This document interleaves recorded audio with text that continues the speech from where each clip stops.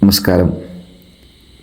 നമ്മുടെ പയ്യന്നൂര് കളിക്കുമ്പോൾ വീണ് പൊട്ടിയിട്ട് ചോര വന്ന് അത് തുന്നാൻ പയ്യന്നൂർ ബേബി മെമ്മോറിയൽ ഹോസ്പിറ്റലിൽ കൊണ്ടുപോവുകയും അവിടെ നിന്ന് ആ കുട്ടിക്ക് അനസ്തേഷ്യ കൊടുത്തിട്ട് കുട്ടിയെ മരണത്തിലേക്ക് തള്ളിവിട്ട ഒരു സംഭവം കൂടി നമ്മുടെ സമീപകാലത്ത് പയ്യന്നൂർ നടന്നിട്ടുണ്ട്.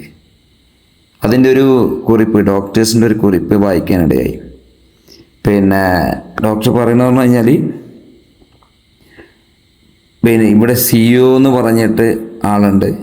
ഡോക്ടേഴ്സ് മാത്രമല്ല, ഹോസ്പിറ്റലിൽ CEO ഉണ്ട്.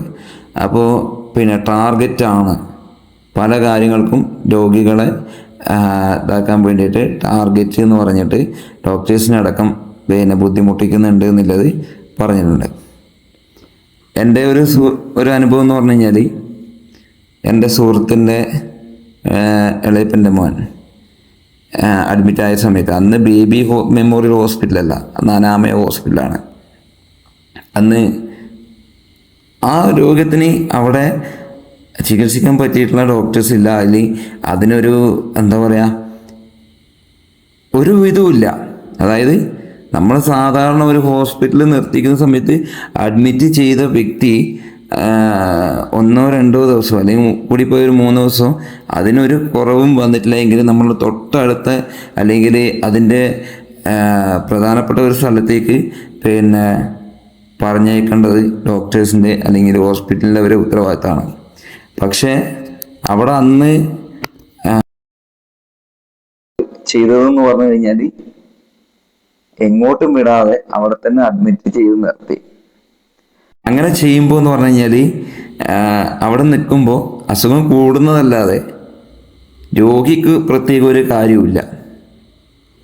ഡോക്ടർമാർക്കുള്ള ഗുണം അല്ലെങ്കിൽ ആശുപത്രിക്കുള്ള ഗുണം എന്ന് പറഞ്ഞാൽ അത്രയും ദിവസം അവരവിടെ ചിലവഴിച്ച തുക, അവർ എന്തൊക്കെയാണ് മരുന്ന് അവിടെ കൊടുത്തത്, അല്ലെങ്കിൽ അതിൻ്റെ റൂമിൻ്റെ വാടക, അങ്ങനെയുള്ള കാര്യങ്ങൾ നിങ്ങളൊന്ന് ആലോചിക്കണം.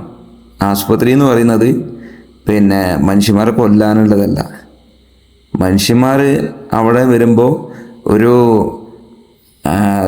ദൈവതുല്യമായിട്ടാണ് ഡോക്ടർമാരെ കാണുന്നതെങ്കിൽ ഇന്ന് അതിൽ നിന്ന് ഒരുപാട് മാറ്റം വന്നു. നമ്മുടെ കുറച്ച് കാലം പിന്നോട്ട് നോക്കിക്കഴിഞ്ഞാൽ ഡോക്ടേഴ്സൊക്കെ വീടുകളിൽ വന്നിട്ട് ചികിത്സ നടത്തിയിട്ടുള്ള കാലം ഉണ്ടായിരുന്നു. അവിടുന്ന് പിന്നീടാണ് ഹോസ്പിറ്റലിലേക്ക് ഒക്കെ വരികയും അതിനുള്ള ആൾക്കാർ എന്താ പറയുക ക്ലിയറായിട്ട് ഓരോ കാര്യങ്ങൾ ചെയ്തു വരുമ്പോൾ അത്രയും അഡ്മിറ്റ് ചെയ്യാനുള്ള ഒരു സൗകര്യവും ഒക്കെ വന്ന ശേഷം രോഗികളെ കൂട്ടാൻ വേണ്ടിയിട്ടാണ് ഇപ്പോൾ ആശുപത്രി എന്ന് തന്നെ വേണം പറയാം. രോഗം മാറ്റാനുള്ളതല്ല, രോഗികളെ കൂട്ടാൻ വേണ്ടിയിട്ട്.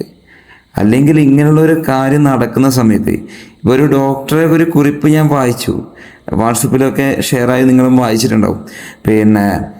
ഞങ്ങൾക്കിങ്ങനെ എന്ന് പറഞ്ഞ ടാർഗറ്റ്, ഈ ഒരു വിഷയം വന്നത് കൊണ്ടല്ലേ ഇപ്പോൾ ജനങ്ങൾ അറിയുന്നത്. ഇങ്ങനെ പോലെ ഒരു ടാർഗറ്റ് ഉണ്ട്, ആ ടാർഗറ്റിൽ നമുക്ക് പ്രവർത്തിക്കാൻ കഴിയുന്നില്ല.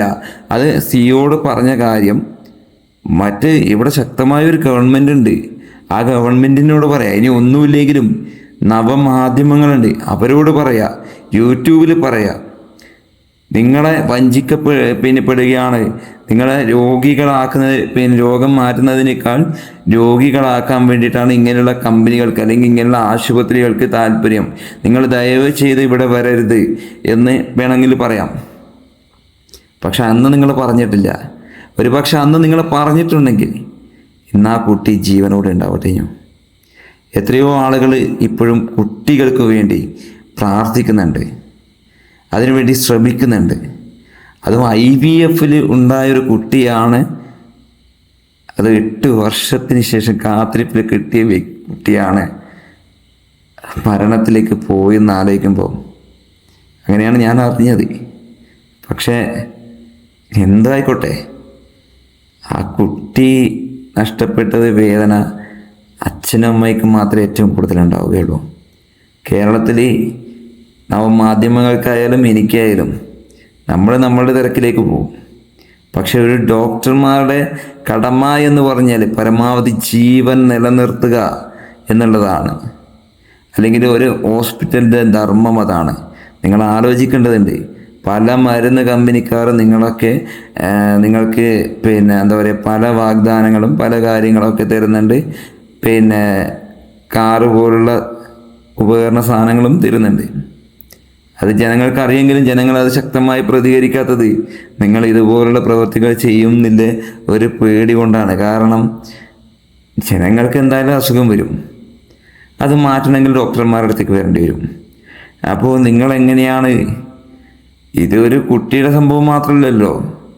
മുമ്പ് കുറച്ചു കാലം മുന്നേ വൃക്ക കട്ട് ചെയ്യുന്ന സംഭവം ഉണ്ടായിട്ടുണ്ട്. വൃക്ക രോഗി അറിയാതെ വൃക്ക കട്ട് ചെയ്ത് അതിൻ്റെ ഒരു മാഫിയ തന്നെ ഉണ്ടായ സംഭവം നമ്മുടെ ഇതേ കേരളത്തിൽ തന്നെ, ഈ കൊച്ചു കേരളത്തിൽ തന്നെ ഉണ്ടായിട്ടുള്ള കാര്യമുണ്ട്. അപ്പോൾ ഇപ്പോഴും അത് പ്രവർത്തിച്ചു വരുന്ന മറ്റ് സംസ്ഥാനങ്ങളും ഉണ്ടാവും. പക്ഷേ ആശുപത്രി എന്ന് പറയുന്നത് ജീവൻ നിലനിർത്താനുള്ള ഒരു കാര്യം കൂടിയാണ്. അപ്പോൾ അവിടെ എന്തിനാണ് ഇങ്ങനെ ടാർഗറ്റ് വയ്ക്കുന്നത്? കാരണം അസുഖങ്ങൾ എന്തായാലും വരുന്നുണ്ട്. അപ്പോൾ അവിടെയും ഈ ടാർഗറ്റ് എന്ന് പറയുമ്പം മറ്റ് പല ജോലി മേഖലകളിലും ഇന്ന് ടാർഗറ്റ് ഉണ്ട്. ആ ടാർഗറ്റ് ഇല്ലത് കൊണ്ട് തന്നെ ആരും അത്ര സന്തോഷപൂർവമായിട്ടല്ല പണിയെടുക്കുന്നത്. കാരണം മാസം അവസാനം ടാർഗറ്റ് മുട്ടിക്കഴിഞ്ഞാൽ ശമ്പളം, അതിൻ്റെപ്പുറം ഉള്ള PF മറ്റേ സംഭവങ്ങളെല്ലാം കിട്ടൂലെന്നില്ല. ഒരു കുത്തിവെപ്പാണ് ഇപ്പോൾ പല മേഖലകളിലും ഉള്ളത്.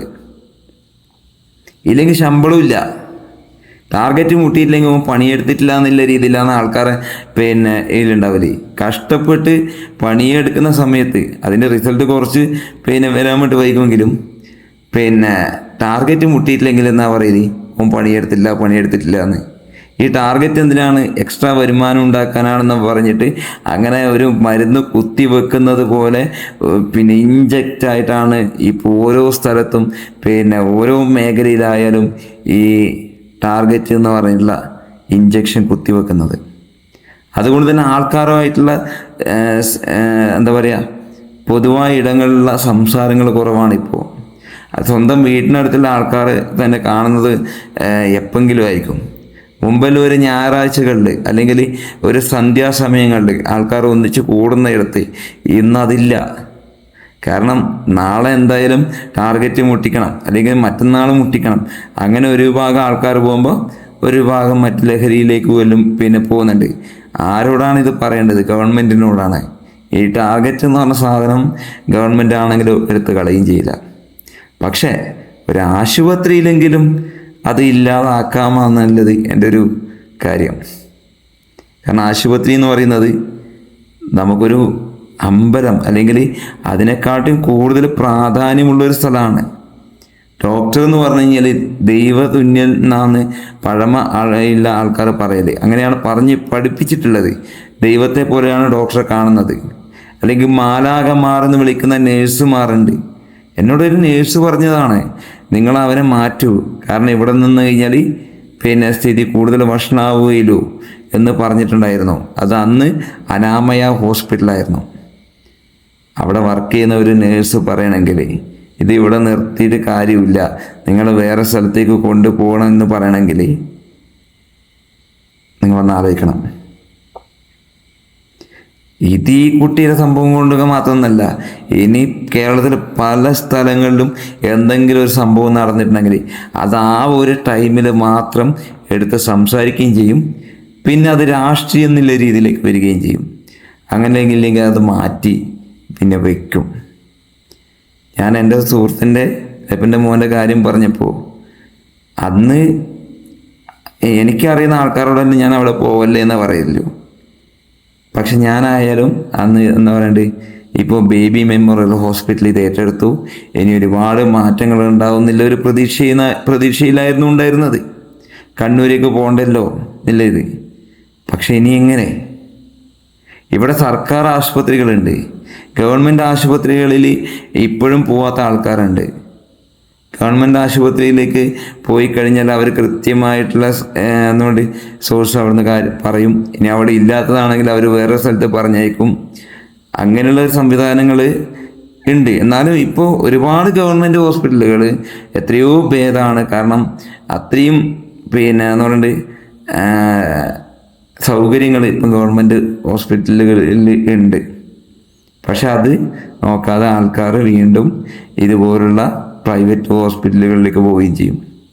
ഗവൺമെൻറ് ഹോസ്പിറ്റലും പിന്നെ കുറ്റങ്ങളില്ല സ്ഥലങ്ങളുണ്ട്, ഇല്ല എന്നല്ല. കാരണം ഡോക്ടർമാരായാലും അവർ ഇനി ശ്രദ്ധിക്കേണ്ടത് എന്തിനാണ്, മനുഷ്യനെ രോഗം കുറയ്ക്കാനാണോ അല്ലെങ്കിൽ രോഗം കൂട്ടാനാണോ ഈ ടാർഗറ്റ്?